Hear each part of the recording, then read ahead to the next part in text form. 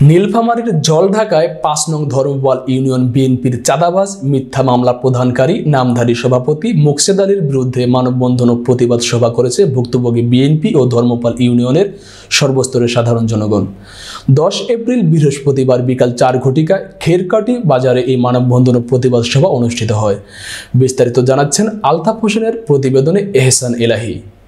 ৫ নং ধর্মপাল ইউনিয়ন বিএনপির চাঁদাবাজ মিথ্যা মামলা প্রদানকারী নামধারী সভাপতি মোকছেদ আলীর বিরুদ্ধে মানববন্ধন ও প্রতিবাদ সভা করেছে ভুক্তভোগী বিএনপি ও ধর্মপাল ইউনিয়নের সর্বস্তরের সাধারণ জনগণ। আসলে জলঢাকা বিএনপির একটা অংশ যারা লুটতরাজ, চাঁদাবাজি এবং সকল প্রকার খারাপ কাজের সাথে জড়িত। ১০ এপ্রিল বৃহস্পতিবার বিকেল ৪ ঘটিকায় এ মানববন্ধন ও প্রতিবাদ সভা খেরকাটি বাজারে অনুষ্ঠিত হয়।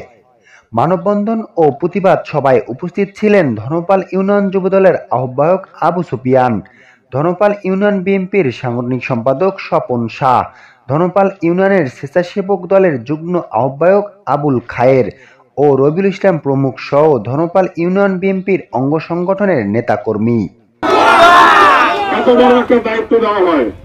মানববন্ধন ও প্রতিবাদ সভায় বক্তারা বলেন, সন্ত্রাসী, চাঁদাবাজি, মিথ্যা মামলা প্রদানকারী, মামলা বাণিজ্যকারী ও ধর্মপাল ইউনিয়ন বিএনপির নামধারী সভাপতি মোকছেদ আলী, তিনি বিএনপির নেতা হয়ে বিএনপির সক্রিয় ত্যাগী ও নির্যাতিত নিপীড়িত নেতাকর্মীদের নামে মামলা দিয়ে হেনস্থা করার অপচেষ্টায় উদ্বুদ্ধ হয়ে ধর্মপাল ইউনিয়ন বিএনপির মধ্যে বিভেদন সৃষ্টি করেছেন।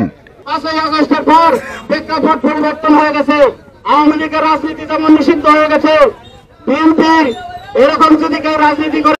মানববন্ধন ও প্রতিবাদ সভায় বক্তারা আরো বলেন, আমরা অনতিবিলম্বে এই মিথ্যা মামলা প্রত্যাহার করিয়ে নেওয়া সহ জেলা ও উপজেলা বিএনপির ঊর্ধ্বতন সংশ্লিষ্ট ব্যক্তিদের আহ্বান জানাচ্ছি যে এই ভুয়া সভাপতিকে প্রত্যাহার করতে হবে। সকল প্রকার খারাপ কাজের সাথে জড়িত এই লোকগুলাই তাকে ইনকাম দিচ্ছে এবং সে নাম কাজটা এখানে একটা সভাপতি পদে আছে, সে কি দেখাইতে পারবে তার কোনো ডকুমেন্ট আছে?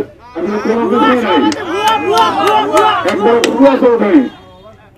তো সে আগস্টের পরে কি করলো, একটা তালিকা তৈরি করলো যে কিভাবে কামাই করা যায়।